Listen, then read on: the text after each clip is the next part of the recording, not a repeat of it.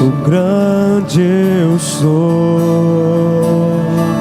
que é digno e não há outro poderoso, o grande eu sou. Obrigado. Santo, Santo, obrigado, obrigado, Deus poderoso. Ah, meu Deus, Santo, Santo, aleluia, aleluia,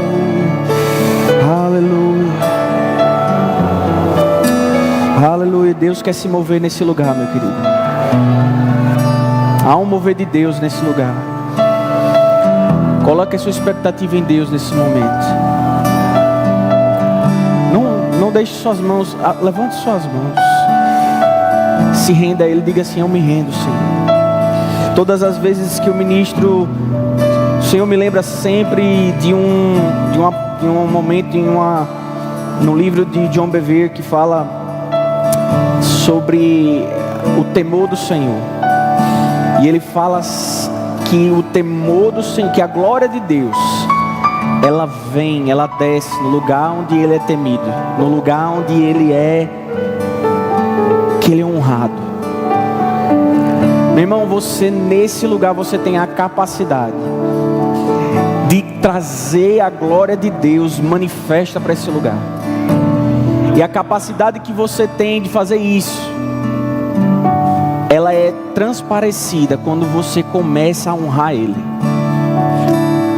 E geralmente existem 3 passos. Quando eu falo sobre isso, existem 3 passos para você honrar a presença de Deus em um lugar e chamar a glória de Deus para um lugar. O primeiro passo é você falar para Ele de onde Ele lhe tirou. Quando você fecha seus olhos, você começa a dizer: Deus, eu era assim, eu não valia nada, eu errava demais. Quem era eu antes do Senhor? E quando você começa a falar para Ele quem você era, você reconhece. Quando você fala isso, as suas palavras trazem para você a consciência de que você não pode nada sem Ele. O segundo passo é você dizer para Deus quem Ele é para você, o que Ele fez na sua vida. Quando você começa a dizer: oh meu Deus, como você é bom, você é tão grande, tão poderoso, você me tirou daquilo, você fez isso por mim, você fez aquilo por mim, você fez aquilo na minha família, você mudou a minha história, você mudou a minha casa. E você começa falando isso a atrair a glória de Deus. E o terceiro e último passo é quando você começa a decretar e declarar tudo aquilo que você quer ver, não somente na sua vida, no seu futuro, mas para esse culto, para esse momento. E quando você levanta suas mãos, você diz: Deus, eu espero que nessa noite tudo aquilo que eu ainda preciso mudar, uma chave seja virada hoje. Que hoje eu possa estar declarando e entregando ao Senhor tudo aquilo que eu preciso entregar. Meu irmão, eu quero dar uma oportunidade de você, por alguns minutos, de você fazer isso. Diga para Ele quem você era, diga para Ele o que Ele fez por você, e fale para Ele qual é a sua expectativa para Ele nessa noite. Fale com Ele nesse momento. Pai, nós te agradecemos, Pai. Nós rendemos graça, nós levantamos as nossas mãos. Levantamos as nossas mãos como um sinal de rendição, dizendo: nós não somos nada sem Ti. O Senhor mesmo disse isso: nós não somos nada sem Ti. Pai, eu nunca consegui ir para frente sem o Senhor. Eu nunca consegui fazer nada direito sem o Senhor. Quem era Daniel sem o Senhor? Quem era Daniel sem a Tua presença? Oh Pai, quem era Daniel sem a verdade da Tua palavra? Obrigado, Jesus, porque o sacrifício que você trouxe naquela cruz foi suficiente para me levar para um novo nível. Foi suficiente para me levar para um novo nível no Senhor. E Pai, com isso, Pai, eu quero agradar ao Senhor com as minhas palavras, mas com a minha fé nessa noite, dizendo e crendo que a expectativa que há no meu coração é de que o seu poder e a sua presença seja manifesta em nossos corações. Oh Senhor, nós sabemos que o Senhor já habita aqui, sabemos que o Senhor há um lugar dentro de nós, mas Pai, nós queremos experimentar de algo tangível nessa noite. Que o Senhor, Pai, possa de alguma forma tocar corações de maneira penetrante, de maneira eficaz, no nome de Jesus, no nome santo e poderoso de Jesus. Amém. Meu querido, dê um toque na pessoa que está do seu lado. Pai do Senhor, pode tomar seu assento. Obrigado pelo louvor.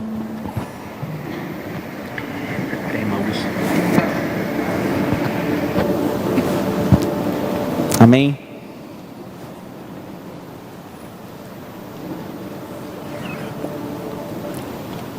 Olá, querido, graça e paz, tudo bom?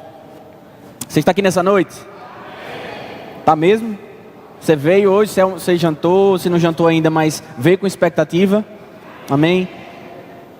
Deus tem algo para falar no nosso coração nessa noite. Eu acabei sendo pego um pouco de surpresa hoje à tarde pela ministração de hoje, mas aprove a Deus que eu estivesse aqui e que Deus ele me trouxe nessas últimas horas antes de vir aqui para o púlpito. Deus ele trouxe uma palavra para mim e eu acredito que Deus ele vai comunicar algo não somente para você especificamente, mas para nós como igreja. Esse ano é um ano de avivamento e palavra, e Deus tem algo para comunicar a nós especificamente sobre isso nessa noite. Amém? Antes de começar, eu sei que no final eu não vou lembrar, mas eu já queria, você que está na nossa transmissão, seja bem-vindo a mais um culto, mais uma super quinta. Deus vai alcançar você também aí no seu lugar. Deus tem uma palavra específica no seu coração, amém? Eu queria já falar desse livro aqui especificamente, já vou apontar ali para a câmera aqui, Momentos Decisivos. Meu irmão, esse livro daqui, eu posso garantir para você, ele, até o final da ministração, até o final desse sermão, Deus ele vai especificamente tratar alguns pontos, se a vida de homens e mulheres de Deus, que viveram algo grande no Senhor, foram retratadas pelo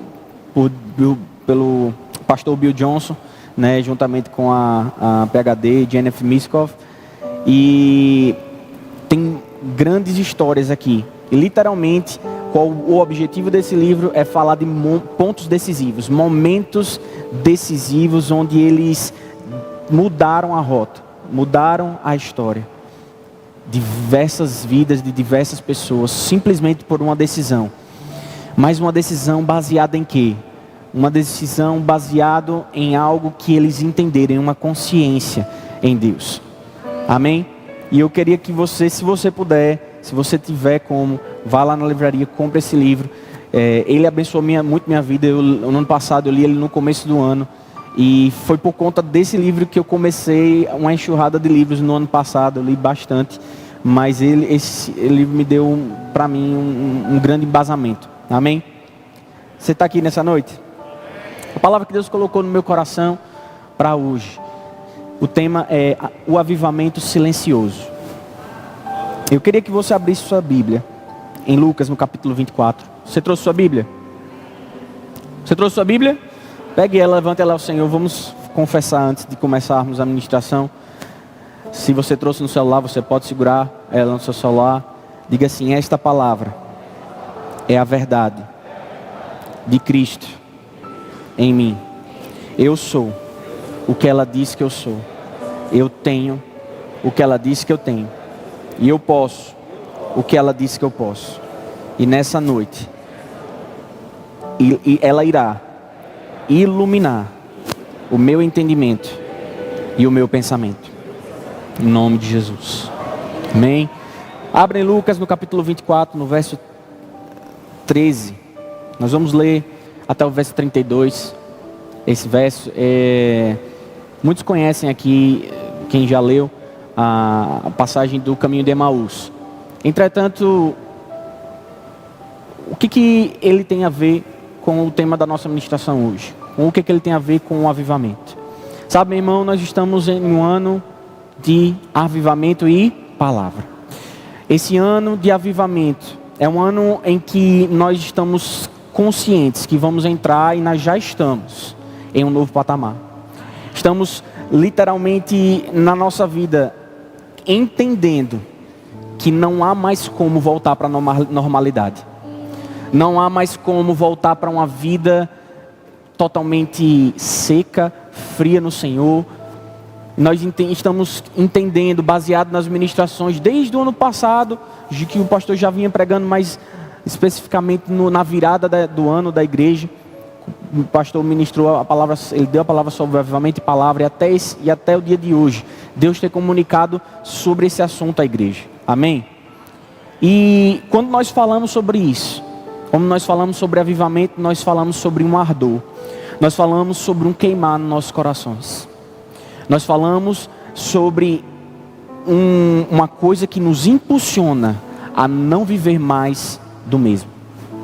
Quando nós falamos de avivamento, meu irmão, nós estamos tratando uma realidade diferente do que talvez nós temos vivido no nosso dia a dia. Muitas vezes nós sabemos que por tantas tarefas e tantas coisas e tantas vozes que nós temos no dia a dia, muitas vezes é difícil sentirmos avivados. E quando chegamos em um momento como esse, onde a presença de Deus é tangível, onde nós sentimos que Deus está nesse lugar, nós começamos a sentir o coração de Deus, começamos a sentir o coração de Deus, mas não somente isso, sentimos o nosso coração queimando. Sentimos um ardor no nosso coração. E isso é avivamento. Estar avivado é estar consciente. Estar avivado é estar desejoso demais. Estar avivado é não somente estar cheio, mas estar transbordando. Quando você sabe que você está avivado, você não se contenta com mais do mesmo. Diga assim: quando eu estou avivado, eu não me contento com mais do mesmo.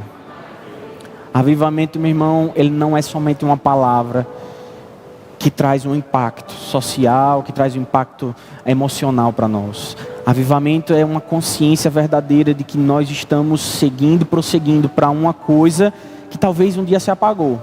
Ou estamos sendo avivados para começar e despertar algo que vai começar. E há uma história na Bíblia que eu queria ler, e você está aí nela, Lucas no capítulo 24, que vai falar um pouco sobre esse ardor, sobre esse queimou nos nossos corações.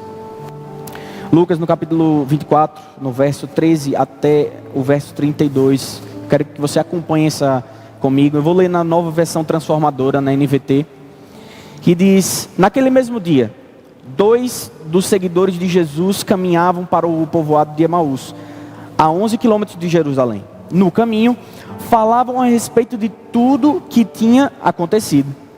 Enquanto conversavam e discutiam, o próprio Jesus se aproximou e começou a falar e andar com eles. Os olhos deles, porém, estavam como que impedidos de reconhecê-lo.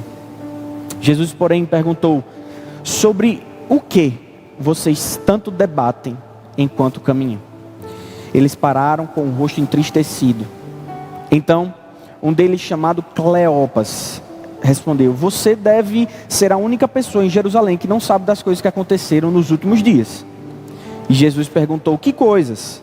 As coisas que aconteceram com Jesus de Nazaré, responderam eles.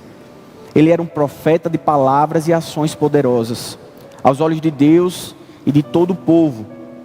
Mas os principais sacerdotes e outros líderes religiosos que o entregaram para que fosse condenado à morte e o crucificaram. Tinham a esperança de que ele fosse aquele que resgataria Israel. Isso tudo aconteceu há 3 dias. Algumas mulheres de nosso grupo foram até o seu túmulo hoje bem cedo. Voltaram contando uma história surpreendente. Disseram que o corpo havia sumido e que viram os anjos que lhes disseram que Jesus está vivo.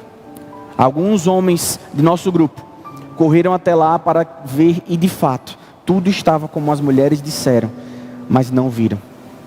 Então Jesus disse: como vocês são tolos, como custam entender o que os profetas registraram nas Escrituras? Não percebem que era necessário que o Cristo sofresse essas coisas antes de entrar em sua glória?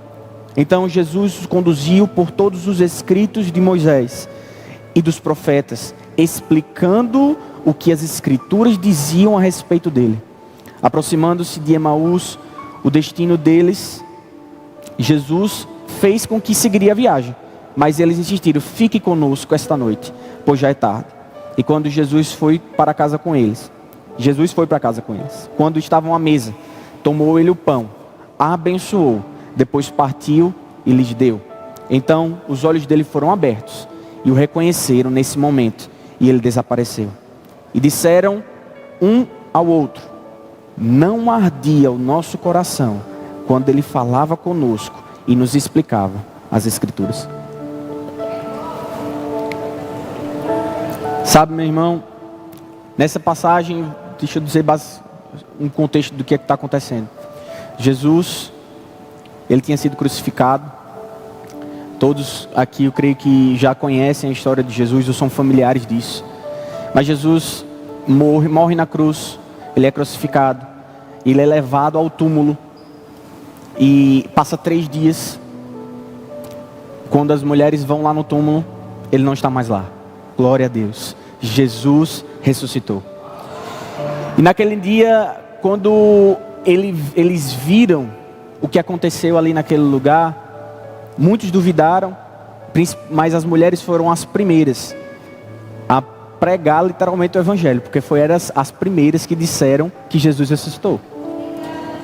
E aí nesse contexto, há 2 discípulos. Quantos sabem aqui que Jesus, ele tinha 12 próximos, amém?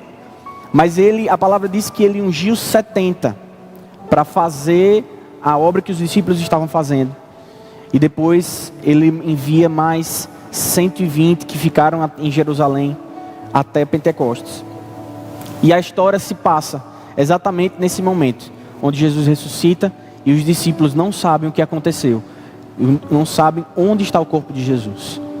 E aqueles discípulos começam a andar, começam a perceber que o que eles esperavam não tinha acontecido.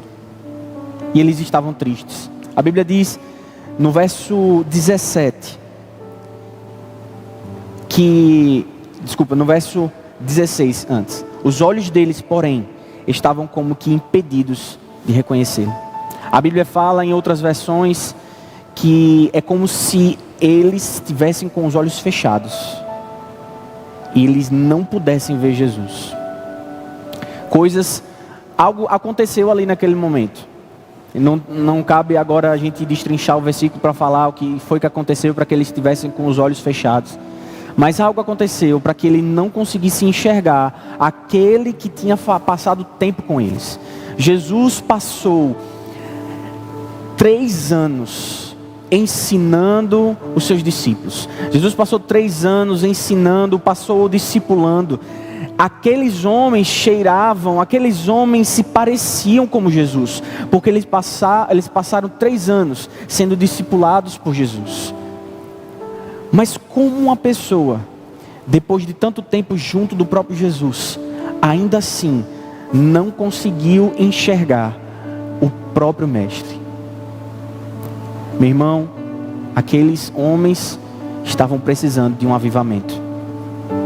Eles não conseguiam enxergar Jesus. No verso 17, Jesus lhes perguntou, e tem na versão Almeida revisada e corrigida, ela é muito interessante, pode botar aí, na Almeida revisada e corrigida, Lucas 24:17, diz bem assim: e ele lhes disse, que palavras são essas, que caminhando trocais entre vós, e por que estáis tristes?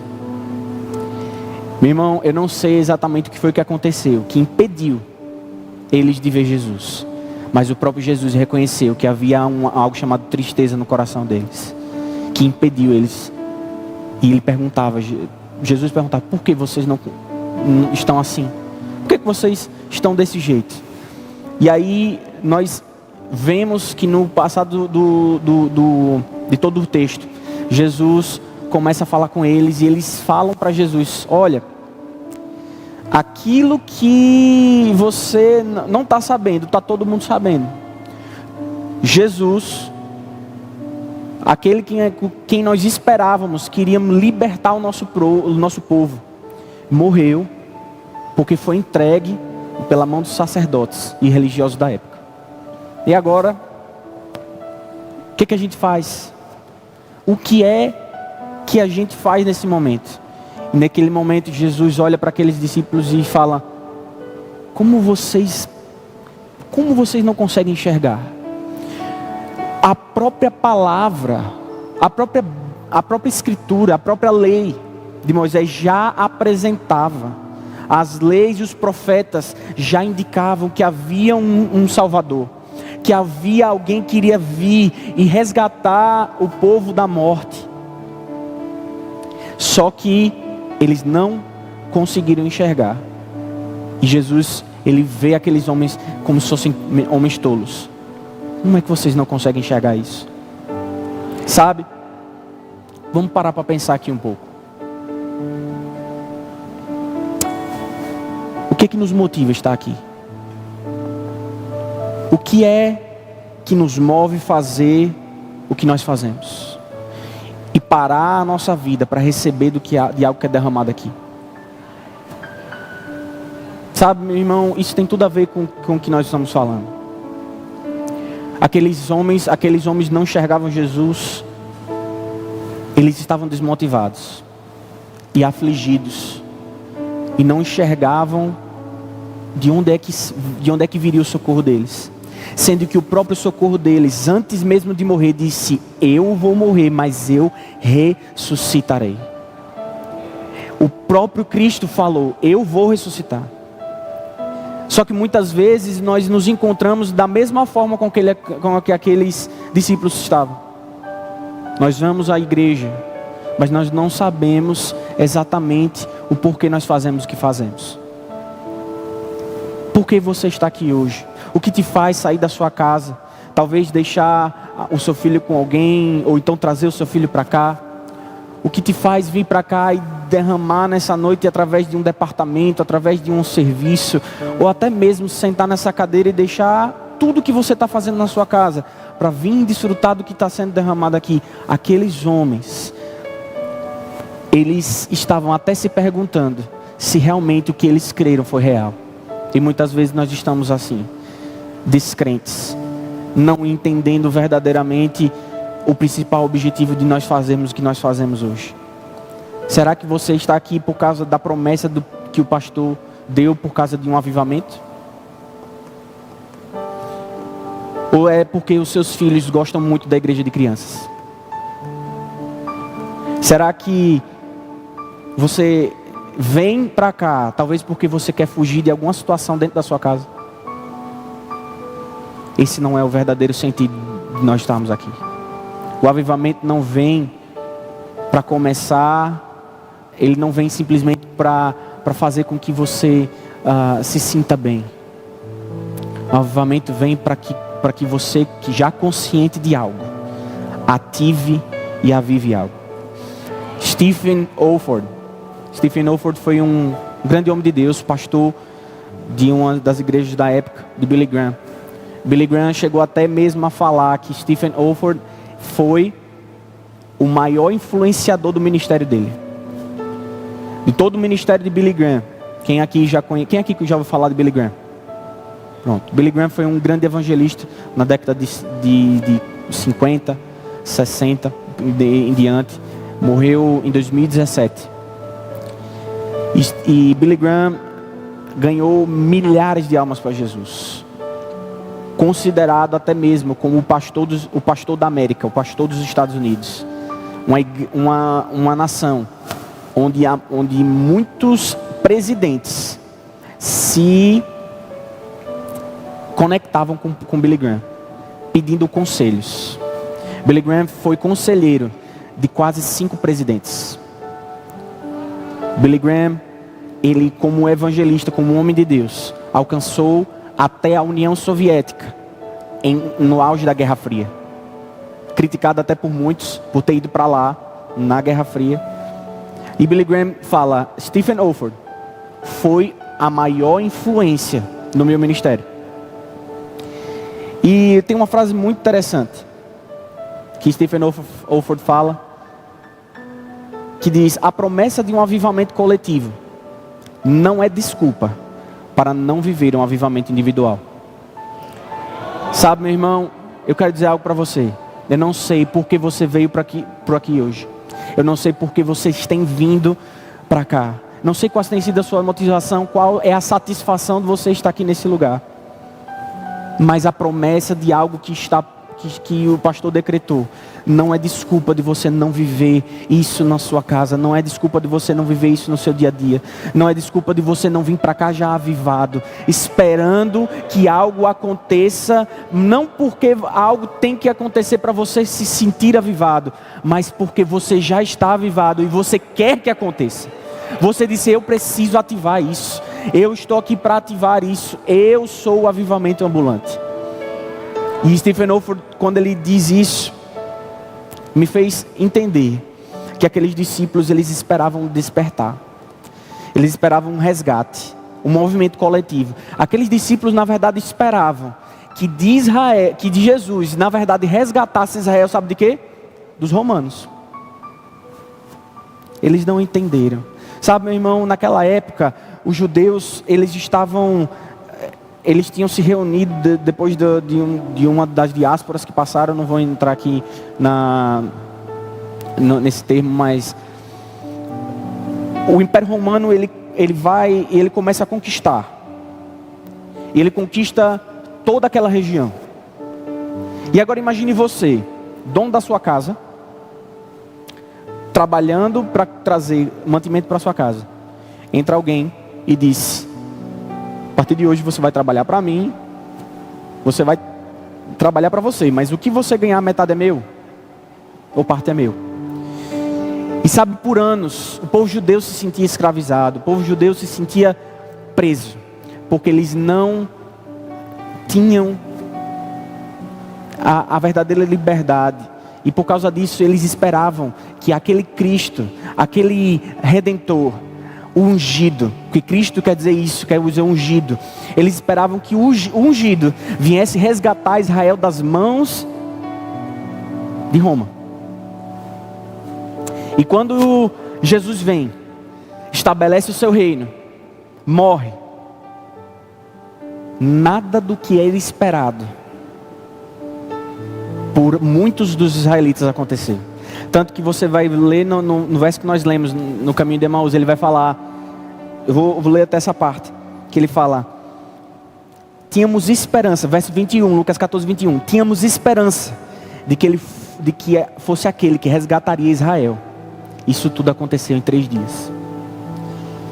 E aí é onde entra essa frase que Stephen Olford fala: a esperança de um avivamento coletivo. E quando eles não enxergaram isso, eles não conseguiam viver um avivamento individual. Eles estavam tristes. Estavam como se estivessem desolados, sem esperança. Onde a própria esperança disse: eu ressuscitarei. E a própria esperança fala isso para eles, e eles não creram nisso. Jesus, ele vem para mostrar que o avivamento, ele começa individualmente primeiro. Jesus chega para aqueles discípulos e ele fala: como vocês não conseguem crer? Como vocês não conseguem crer? Já nos disseram os profetas, já nos disseram os livros da lei, que aquele que iria vir, iria ter que passar por tudo isso. Jesus mostra, ele disse: aquele homem, né? Porque ele estava tentando falar como se fosse na terceira pessoa, até porque aqueles homens não tinham reconhecido ele. Aquele homem tinha que passar por aquilo. E eles não conseguiam enxergar isso. E agora, faça uma pergunta para quem está do seu lado. Diga assim: então, como é que começa esse avivamento individual?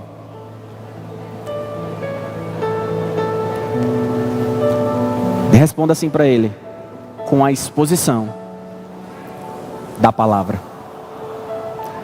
Esse é um ano de avivamento e palavra. Jesus mostra para aqueles homens, para aqueles discípulos, através da palavra, quem era ele e o que é que realmente tinha acontecido. A palavra foi aquilo que avivou eles. E no verso 32 do mesmo capítulo que nós lemos, aqueles discípulos chegam e falam, disseram um ao outro: não ardia o nosso coração quando ele falava conosco no caminho e explicava as escrituras? Meu irmão, o que realmente deve tirar você do seu lugar, da sua casa e vir para cá, deve ser o queimor que essa palavra traz. Deve ser o verdadeiro avivamento que a palavra traz. Jesus é a palavra viva. Jesus é o pão, é a palavra que desceu do céu. Jesus é o verbo que se fez carne. Ele era a palavra. E ele, como sendo palavra, imagine os próprios Jesus citando a própria palavra, citando a lei, citando os profetas, citando ele mesmo. E aquele jovem dizia: não ardia os nossos corações quando ele falava da palavra? Esse é o verdadeiro avivamento. Mas sabe de uma coisa? Eu quero que você abra a Bíblia em Salmos. Abre a palavra de Deus em Salmos, no capítulo 1, no verso 1 até o verso 2, que diz: feliz é aquele que não segue no conselho dos ímpios, não imita a conduta dos pecadores, nem se assenta na roda dos zombadores. Ao contrário, sua satisfação está na lei do Senhor, e nela medita de dia e de noite. Sabe, meu irmão, o salmista Davi, ele expõe em seu primeiro salmo. O primeiro salmo que Davi na vida fala. Ele já começa falando: bendito, feliz é aquele que não segue esse caminho, mas a sua satisfação está na palavra.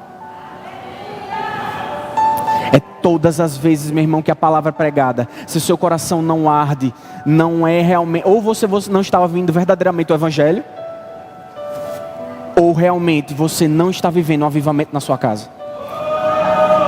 Você não está vivendo algo já dentro de você, onde a palavra já está misturando você, onde a palavra já está avivando você. E quando você vem para cá, você escuta, o seu coração precisa queimar, o seu coração precisa arder. E Davi chega e fala que a satisfação do homem, que a satisfação daquela pessoa que quer a Deus, está na palavra. E é aí onde chegamos, no ano da palavra. Sabe? Mas eu vejo que um dos maiores problemas para nós tem sido que o diabo tem vencido a nossa vida no cansaço espiritual. Eu vejo que muitas pessoas têm estado cansadas espiritualmente. Como assim, Daniel? Cansados espiritualmente? É como se o diabo, ele tivesse mostrado a você que fazer o que é bom já não vale tanto a pena assim. Bill Johnson, ele fala uma frase que ele diz: se o inimigo não consegue fazer com que nós façamos as coisas erradas, ele tenta nos fazer cansar de fazer as coisas certas. Talvez você não tenha tido, você tem visto que você não tem tido a oportunidade realmente de pecar, mas o seu coração talvez não arde por orar 1 hora no seu quarto. Talvez a sua expectativa quando você volta para o seu trabalho não tem sido mais abrir a Bíblia e ler e enxergar onde é que Jesus vai me levar hoje. Talvez isso não tenha movido você. E muitas vezes estamos, assim como Davi disse, que Davi ele começa falando que como é feliz aquele que não segue no conselho dos ímpios, não imita a conduta dos pecadores, nem se assenta nas rodas dos escarnecedores. E nós estamos convictos, muitas vezes, de que nós não estamos mais em comunhão com os ímpios. Talvez você saiba, não, eu não tenho mais os meus amigos de antes, eu me desvencilhei, hoje eu estou vivendo uma vida totalmente para o Senhor. Graças a Deus, aquelas amizades, aquilo que me influenciava a fazer o que era errado, assim como Davi disse, hoje, graças a Deus, eu não estou mais lá. Mas eu quero dizer algo para você. Você sabia que talvez suas redes sociais tenham levado você exatamente para onde Davi está falando? Muitas vezes, algo lícito, algo que até faz o reino de Deus crescer, muitas vezes tem levado a gente a nos cansar de fazer o que é certo. Quantos não estão sendo influenciados e se assentando na roda dos escarnecedores através de uma tela de celular? Andando no conselho dos ímpios através da boca de um influenciador social? Quantos não estão andando e assentando na roda dos zombadores, rindo de piadas, de danças, de coisas que realmente, muitas vezes, não nos traz o mal, mas não nos leva além. E sabe, se não encontrarmos a nossa satisfação na palavra, nós não vamos desfrutar do avivamento. E não há porquê.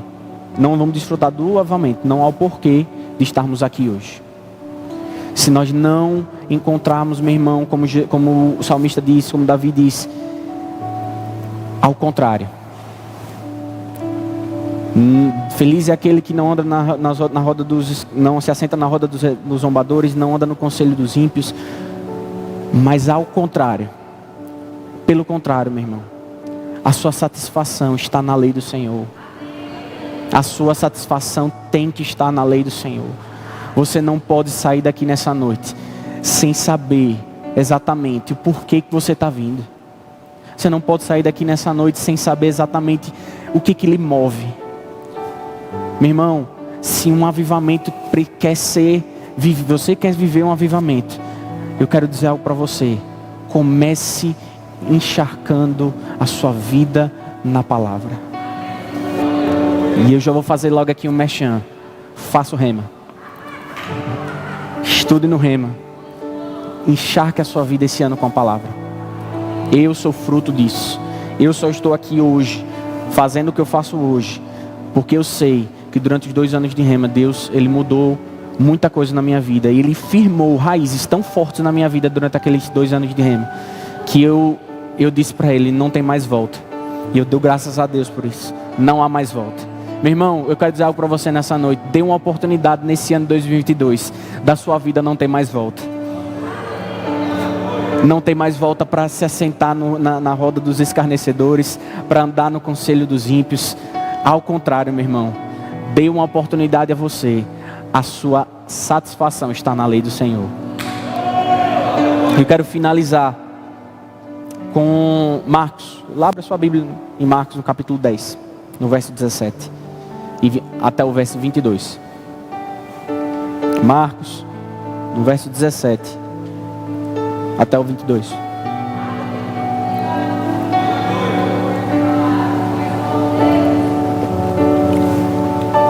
Deus tem ministrado ao meu coração sobre esse versículo nos últimos dias.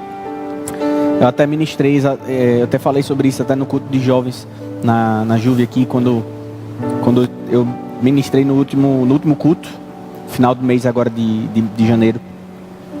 E em Marcos 10, 17 diz: quando Jesus ia saindo, um homem correu em sua direção, pôs-se de joelhos diante dele e lhe perguntou: bom mestre, o que farei para herdar a vida eterna? Respondeu Jesus: por que você me chama de bom? Ninguém é bom, a não ser um que é Deus. Você conhece os mandamentos? Não matarás, não adulterarás, não furtarás, não darás falso testemunho, não enganarás ninguém, honra teu pai e tua mãe. E ele declarou: mestre, tudo isso eu tenho obedecido desde a minha adolescência. Jesus olhou para ele e o amou. Diga assim: Jesus olhou para ele e o amou. Agora olhe para a pessoa que está do seu lado e fale bem assim: Jesus olhou para ele e o amou. E ele continuou: falta só uma coisa para você, disse ele: vá, venda tudo o que você possui e dê dinheiro aos pobres, e você terá um tesouro no céu. Depois venha e siga-me. E diante disso, ele ficou abatido, afastou-se triste, porque tinha muitas riquezas. Então, meu irmão, final triste, né? Infelizmente, aquele homem não desfrutou de algo que Deus poderia dar para ele, que os discípulos desfrutaram por 3 anos. Aquele jovem, a primeira coisa que ele faz, Jesus, a palavra fala que ele saiu correndo em sua direção e pôs-se de joelhos e falou com Jesus. E continuando o que eu já estava falando, talvez muitos de nós estamos assim como aquele rapaz. Nós até vamos à presença de Deus, e nós chegamos lá ávidos, querendo alguma coisa. Mas quando Jesus, ele chega para aquele rapaz, mostra para ele exatamente o que ele precisava fazer, ele rebate Jesus com uma resposta positiva, dizendo: eu faço tudo isso desde a minha adolescência. Que jovem exemplar. Um jovem que viveu desde a adolescência a palavra, vivia conectado com a lei, com a palavra, com a verdade. Só que no final Jesus confronta ele com algo, dizendo a ele que ele deveria vender tudo que tem. E é nesse momento onde ele sai da presença de Deus, triste e frustrado. Sabe, meu irmão, eu quero dizer algo para você nessa noite. Se o diabo não consegue fazer a gente pecar, ele vai fazer a gente cansado de fazer as coisas certas. E eu pedi para você repetir nessa noite que Jesus olha para aquele rapaz e o amou. E o pastor Marcelo, pastor de casais, sabe que existem 5 linguagens do amor. Já ministrou aqui na igreja sobre isso. Existem 5 linguagens do amor: toque físico, palavras de afirmação, tempo de qualidade, atos de serviço e presentes. Às vezes, para lembrar todos na hora assim, quem está no púlpito aqui às vezes treme, brincando. Mas todos nós temos uma linguagem de amor. Talvez você ame receber presentes muito mais do que passar 1 hora com alguém. Talvez você ame receber um elogio muito mais do que um abraço. Talvez você ame receber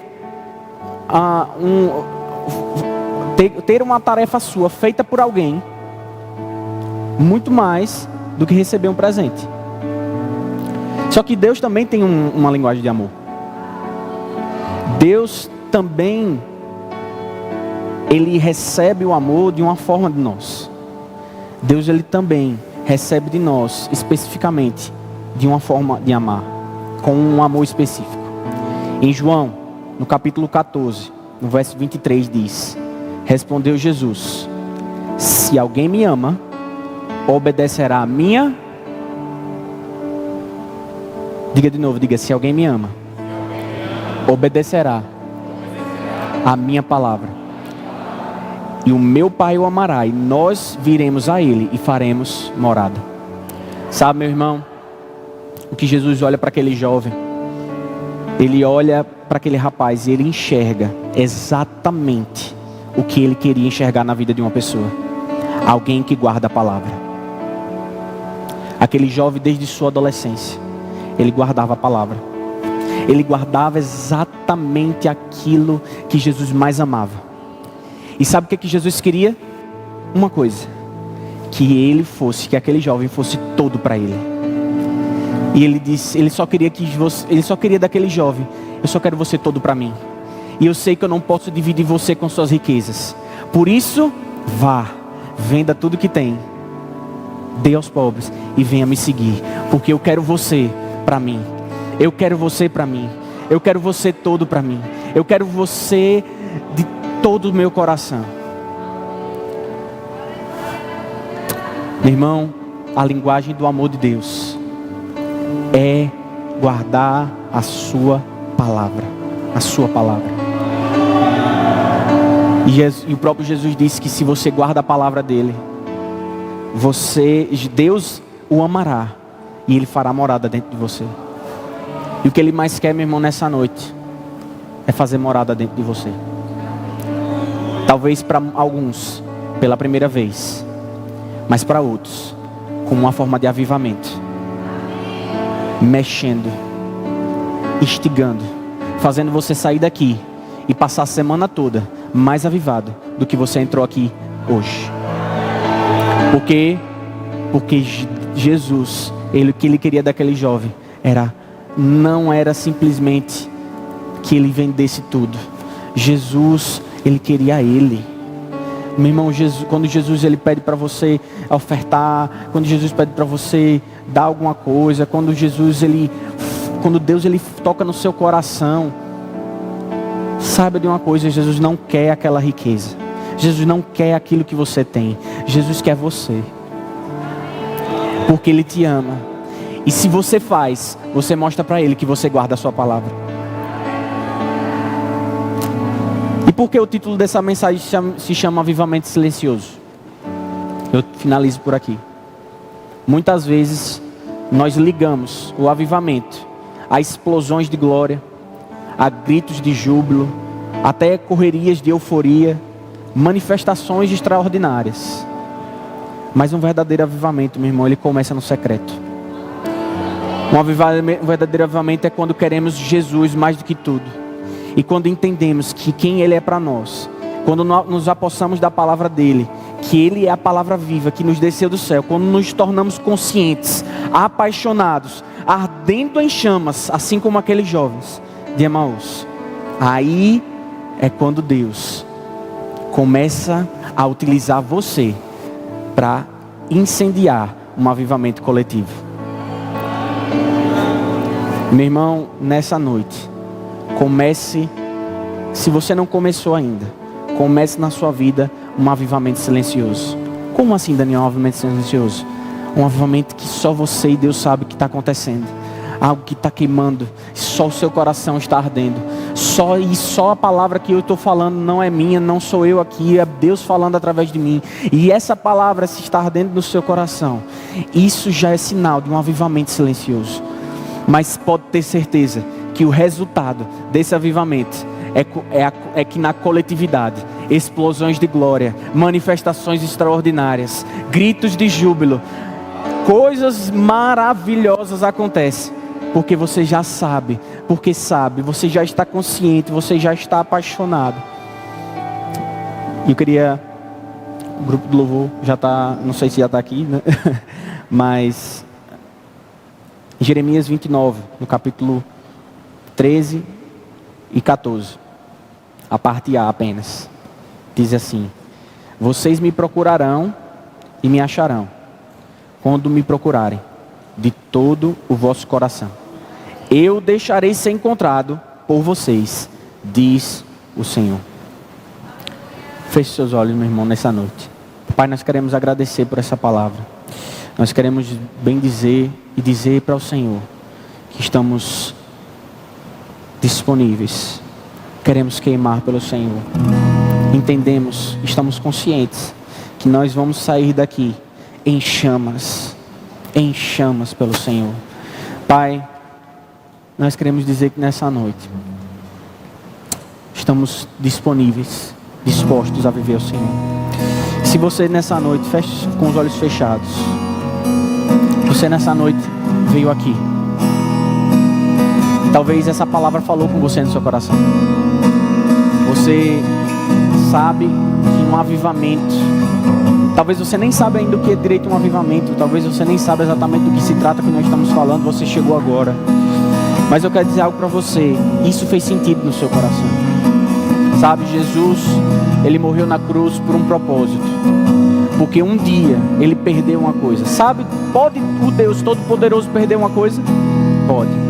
Ele perdeu a comunhão com o homem. Sabe, meu irmão, Ele lhe trouxe aqui hoje com um objetivo de reatar um relacionamento com você.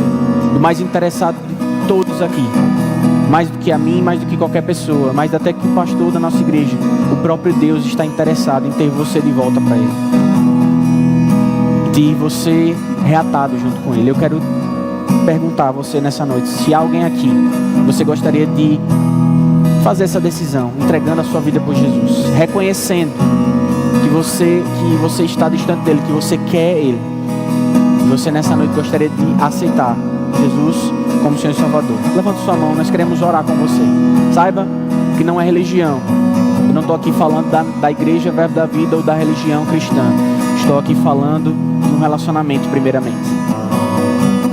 Essa palavra, se ela fez sentido para você e isso queimou, eu sei que queimou dentro do seu coração nessa noite. Se alguém aqui e você gostaria nessa noite de fazer essa decisão, de aceitar Jesus, levanta sua mão, eu quero orar com você. Amém, meu irmão, veja sua mão. Mais alguém? Mais alguém gostaria nessa noite de entregar sua vida a Jesus, dizendo, hoje eu entendi o que Ele quer de mim e eu quero dar para Ele isso que Ele me pede. Mais alguém aqui gostaria? Você nessa noite, você sabe porque sabe que precisa fazer essa decisão. Não deixe que esse queimou que não está no seu coração se apague. Nessa noite, levante sua mão bem alta. Eu quero conhecer você, quero orar por você. Mais alguém? Todos salvos, somente Ele. Amém. Meu irmão, você que levantou a mão, você podia vir, eu quero orar por você. Você pode vir aqui na frente rapidinho. Dá uma salva de palmas pela vida dele.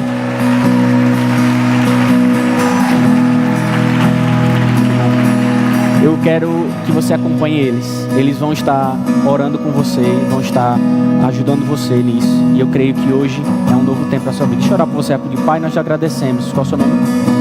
O Anderson. Nós agradecemos pela vida de Anderson. E nós declaramos que hoje, Pai, nós sabemos, nós somos da família já, nós sabemos que hoje o Anderson fez a melhor decisão da sua vida.